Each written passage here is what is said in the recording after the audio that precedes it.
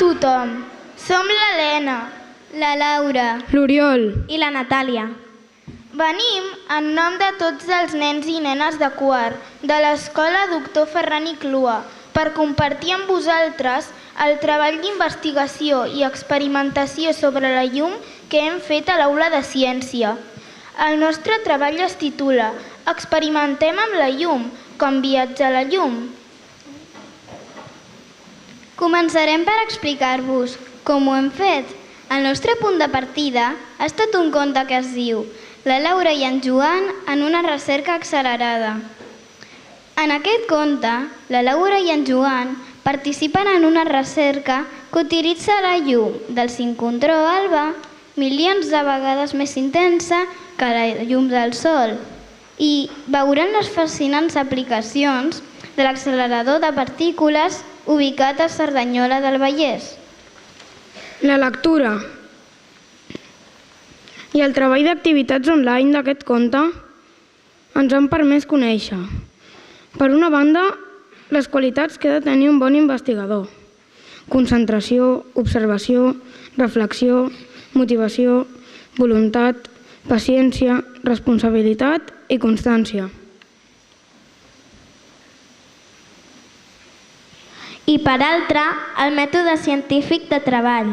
Aquest mètode consisteix a fer-se una pregunta, preguntar-nos què sabem sobre el tema i buscar informació, plantejar-se una hipòtesi, fer una experimentació, observar els resultats i analitzar les dades, treure conclusions i comunicar-les. Ara us explicarem com vam dur a terme la nostra experimentació, seguint el mètode científic. Vam començar plantejant-nos una pregunta, com viatja la llum? A partir d'aquí vam buscar informació sobre la llum. Vam aprendre moltes coses, us resumim les més importants. La llum és una forma d'energia que emeten els cossos lluminosos i que percebem per mitjà del sentit de la vista.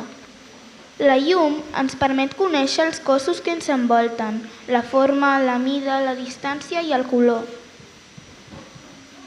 Els objectes que produeixen llum s'anomenen fonts lluminoses i poden ser fonts naturals, com el sol, el foc, llamps, estrelles i alguns animals, com la lluerna i alguns peixos abissals. Fonts artificials, com les bombetes, fluorescents, espelmes, mistos.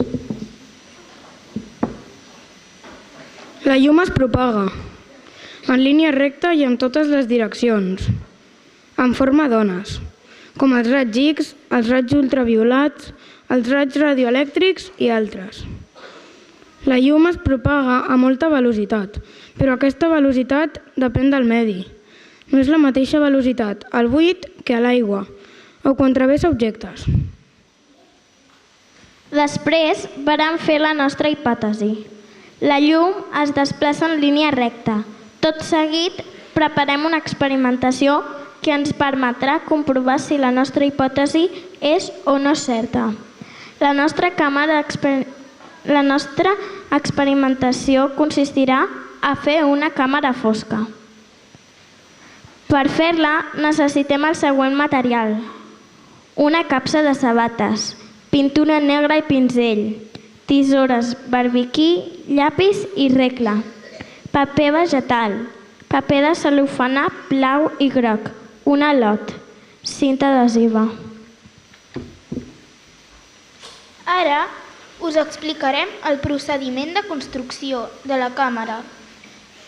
Primer pintem la capsa de sabates amb pintura negra per dins. També pintem la tapa. Quan la pintura estigui seca, en un dels costats estrets de la capsa hi fem un forat de la mida d'un llapis. A l'altre costat estret hi dibuixem un rectangle que ocupi gairebé tota la cara. El retallem i al seu lloc hi enganxem, amb cinta adhesiva, el paper vegetal. Ara preparem l'al·lot. Agafem el paper de cel·lofana i folrem la meitat de dalt de color blau i la meitat de baix de color groc. Enganxem els papers amb cinta adhesiva. Tot seguit, enfoquem la llanterna cap al forat petit que hem fet a la capsa de sabates, amb el llum apagat, i mirem a l'altre costat, al cantó en què hem enganxat el paper vegetal. El següent pas és observar els resultats. Observem que la imatge s'inverteix. Ara la llum groga es veu a dalt i la llum blava es veu a baix. La imatge és poc nítida. Les conclusions que hem tret de la nostra experimentació són aquestes. L'orifici té la caixa fosca en una de les seves cares, és l'encarregat de deixar passar la llum dins del recinte fosc. Els raigs de llum es troben en un feix, grup de raigs, de la mida del forat. El feix torna a obrir-se i projectar-se sobre el paper vegetal, on podrem veure la imatge capgirada, perquè les ones de llum continuen rectes al passar pel forat. Les ones que a l'exterior són a dalt, quan passen per l'orifici, es posen a la part de baix. El fenomen de la inversió de la imatge és simple, ja que al passar els rajos per l'orifici ho fan de forma creuada, perquè la llum es propaga en línia recta, formant així una imatge totalment inversa. La nitidesa de la imatge sol ser escassa, perquè els raigs lluminosos no es troben enfocats, no es troben en un sol punt, sinó que es troben en un petit feix de la mida del forat. Hem comprovat que la hipòtesi era certa. La llum es desplaça en línia recta. Moltes gràcies per la vostra atenció. Nosaltres ens ho hem passat molt bé. Esperem que vosaltres també.